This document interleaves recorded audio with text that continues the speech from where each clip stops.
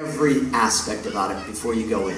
It's like trailers give everything away nowadays. So I don't really think I want to know all that much. I just want to know, I'm glad you're in it. And I'm happy that you're in it, but I'd like to talk about your career here today and, Well, you can imagine what it was like, because I got the part after an interview with George, like I told before, and a co-interview with George for this movie, and Brian De Palma for Carrie. Yeah. Then I got a scene in the mail, and we shot that on video. I did that with Harrison, who I knew from American Graffiti, so I recognized him. I thought, ooh, he knows George. Maybe he can give me some insight. And, I'm saying, is this like a parody, or are we making fun of this? I mean, is it a joke? Is it like Mel Brooks? And it's hard for any of us to imagine, because we all know Star Wars now, but yeah, you wouldn't have known. There wasn't really anything like it before, right? So it could have been a parody for all you. Yeah, well, it seemed like, I didn't really know, because like I say, it was only 7 or 9 and 10 pages.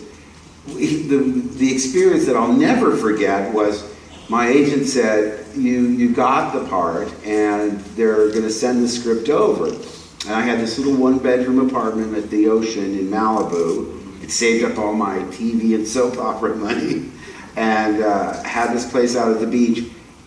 To sit down and read that script. Yeah. No, wait a minute, I'm Luke in this thing? Because I thought when I did the screen test, Harrison looked like the leading man. I thought I was the sidekick.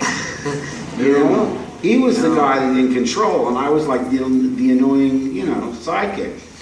And I opened the page, and it said, the title page, believe it or not, said, "The Adventures of Luke Skywalker as taken from the Journal of the Wills, Saga number 1, The Star Wars." Oh. And I went, wait a minute, I think I'm Luke.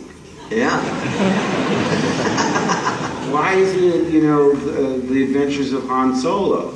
So I start reading this thing, and it's like, people can't imagine, because with John Williams' fantastic score and all the wonderful effects work, it's hard to imagine how impactful it was just to read it. And it was. I mean, when I'm reading this thing, I went, holy moly, this is really floating cars and lightsabers and droids. I've never asked you about that, the lightsaber. I mean, it's commonplace for us now. Did that blow your mind at the time? Were you like, I can't wait to see how this is going to look? What is this? Well, it's a beam of light, and it can cut all these things. And there was description enough in the text so that you sort of understood what was going on. But I'm telling you, I read it in an hour or two, and I went right back to the beginning and started reading again. But I was like, the wind was knocked out of me. I called my friend Jonathan Benair, and he worked at the LA Art Museum, and I said, look up every fantasy and science fiction movie since the original King Kong, and I want to see what the grosses were. And he said, why? I said, I just read something that I'll bet you anything is going to be just as popular as Planet of the Apes. Wow. And I meant the original one with Charlton Heston. Yeah. Because the whole idea was, I knew, my agent said, well, if this one's successful, then there's going to be a 2 and a 3. Although the numbering was confusing. It was like, episode 4, huh? Yeah. Looking under the couch cushions. Maybe I lost the first parts. But that was the idea, is to get you, the idea was to make you feel like you'd come into it having missed a few chapters. Yeah, and again, kind of ahead of its time. And I remember saying to George, the very first day that Darth Vader entered, I wanted to be on set that day. I didn't work that day, but listen, it was so much more interesting to be on set than just being a tourist in London.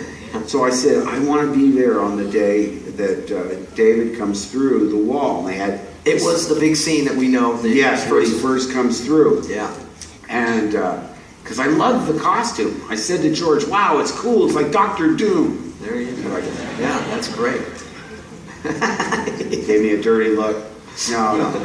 I mean, there's influences. There's so many influences. It's pirate movies. It's cowboy movies. It's the Dam Busters. It's the Hidden Fortress. As we know, it's been, every element, put together makes it all, everything old is new again. Yeah. But in any case, I remember during one of the breaks, I said to George on the day that Vader enters through that wall, and I said, aren't you going to cut to two guys saying, that's the Dark Lord and the Sith, and giving the exposition. exposition. He goes, no, we'll just play some scary music. He's all dressed in black. They'll know he's the bad guy.